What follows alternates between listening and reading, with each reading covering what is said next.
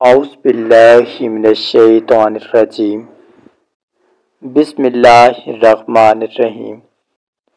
منگل کی رات، ایسی رات جس رات خاص کر دشمن، حاسد، فاسق، منافق لوگ ہر شریف، ہر نادان، ہر باعمل انسان پر حملہ کرنے کی کوشش کرتے ہیں،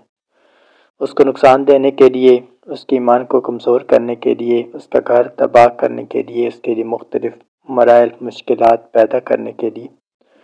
جس میں کچھ ایسی خواتین ہوتی ہیں جن کی طلاقیں ہو جاتی ہیں، کچھ ایسے مرد ہوتے ہیں جن سے ان کا رزق،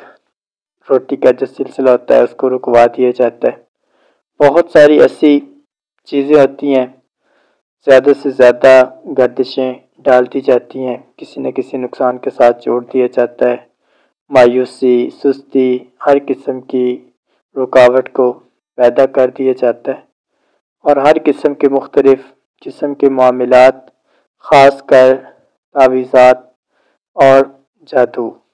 یہ دو ایسے عوامل کیے جاتے ہیں کہ جس کے ذریعے سے انسان کی ریڑھ کی ہڈی کو توڑنے کی کوشش کی جاتی ہے کہ نہ وہ اپنے گھر کا رہے،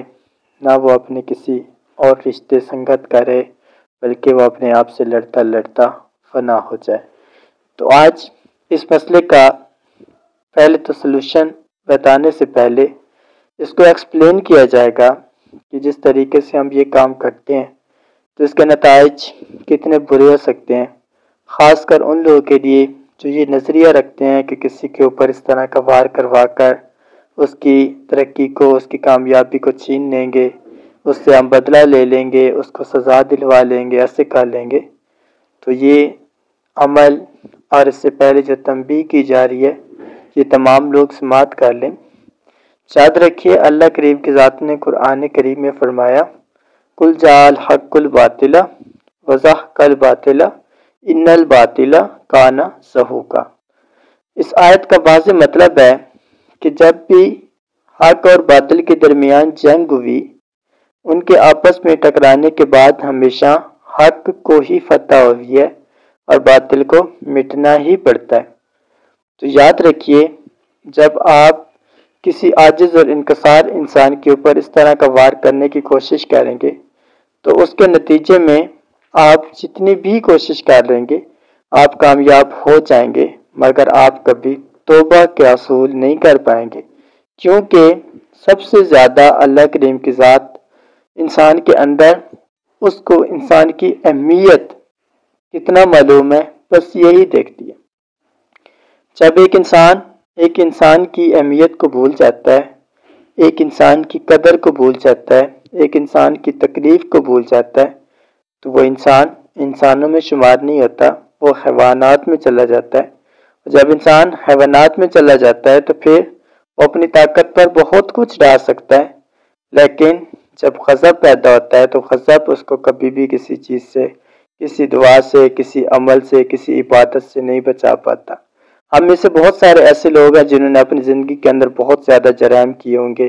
کسی نے کسی یتیم کو دکھایا ہوگا، کسی نے کسی غریب کو نقصان دیا ہوگا، کسی نے کسی کو نقصان دیا ہوگا، کسی نے کسی کا حق کھایا ہوگا، ہر ایک کا اپنا عمل ہوگا، ہر ایک کا اپنا لمحہ ہوگا۔ لیکن جب وقت بدلا، جب آزمائشی گھڑی کا آغاز ہوا، جب اللہ کے غضب کا، اللہ کی امتحان کا آغاز ہوا، تو اس وقت انسان کے پاس سوائے مایوسی، بے صبری، بے یقینی، بے سہارگی کے کچھ بھی نہیں آیا۔ تو اس لیے سب سے پہلی چیز ہمیں یہ جاننا ہے کہ ہم لوگ جو جس طریقے کا بھی کام کر رہے ہیں، جیسا بھی ارادہ بنا رہے ہیں، جیسی بھی سوچ رکھ رہے ہیں،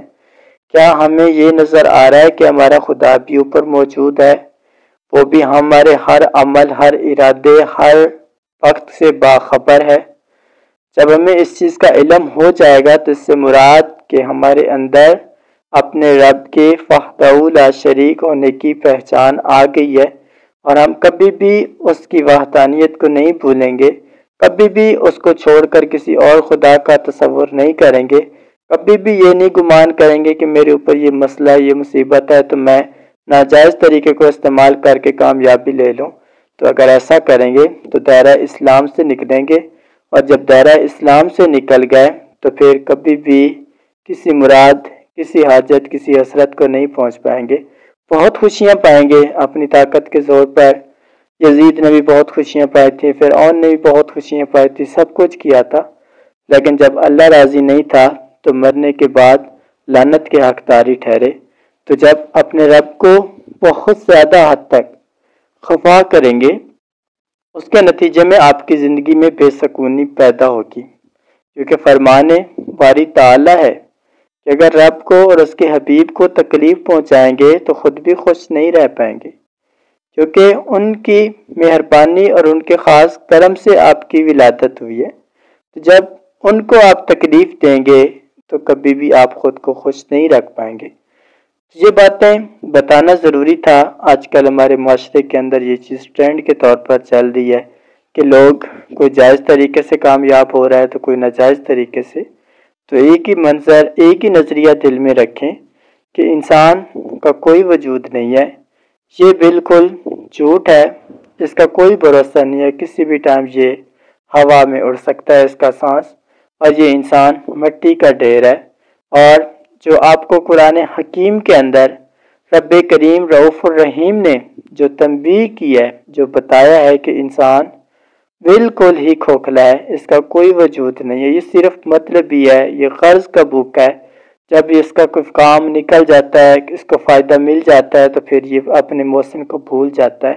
اور اس کا کوئی بھی ایسا نہیں کہا جا سکتا کہ یہ انسان ایسا ہے تو ایسا اس پر ایسا گمان کیا جائے، کیونکہ اللہ نے جب اس کلام پاک کو تخلیق کیا تو اس سے پہلے جتنے بھی انبیاء پر جو کتابیں اتری تھیں، جو ان کی امتوں نے کیا تھا، اللہ اس سے باخبر ہے، اور یہی بات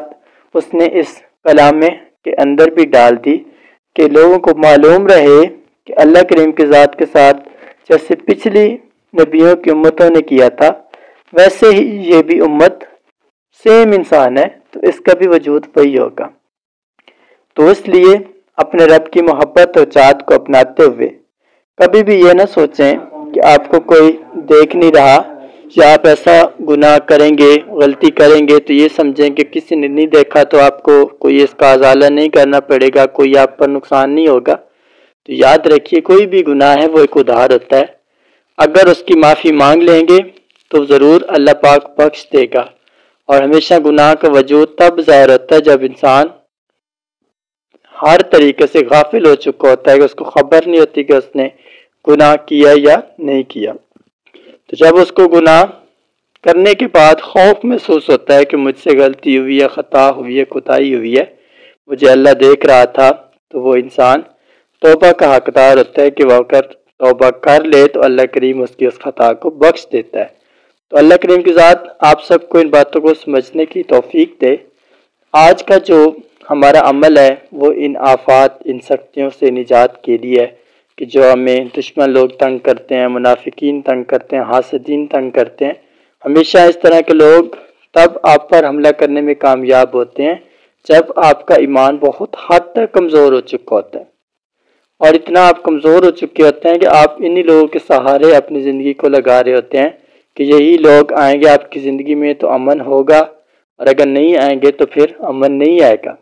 تو آپ اپنی خوشیوں کے قاتل خود بنتے ہیں، کیونکہ آپ کا ایمان جب ڈل جاتا ہے تو اس کے بعد آپ اسی فتنہ پرست، اسی فریب کار دنیا میں داخل ہوتے ہیں جو کہ آپ کو محض استعمال کے بعد کچرے میں ڈالتی ہے۔ تو عمل سماعت کر لیں، اول و آخر 3 مرتبہ درود پاک اور سورت کوثر کی پہلی 2 آیات، انا اعطیناک الکوثر فصلی لربک وانحر، جہاں تک آپ نے ہر نماز کے بعد 70 مرتبہ پڑھنا ہے، اور پڑھ کر آپ نے دعا کرنی ہے۔ اس دعا میں آپ نے صرف 2 التجائیں کرنی ہے کہ اللہ کریم کی ذات ہم سب کو ہمیشہ اشرف المخلوق کا تصور سمجھنے کی توفیق دے، اور ہمیشہ اپنی ذات کی تعریف اور تعظیم کرنے کی ہمیں توفیق بخشے، کہ ہم اللہ پاک کو ہر وقت تعریفوں میں یاد کریں، اس کی شانوں کو بیان کرتے ہیں۔ بس یہ آپ نے 2 دعائیں کرنی ہیں، حاجات مقاصد جو بھی ہیں اپنے دل میں رکھنے ہیں، ہر کام خود سے ہوگا، بس خاموشی اختیار کرنی ہے اور درود پاک ڈیلی پڑھنا ہے۔ جزاک اللہ۔ 11 دن عمل۔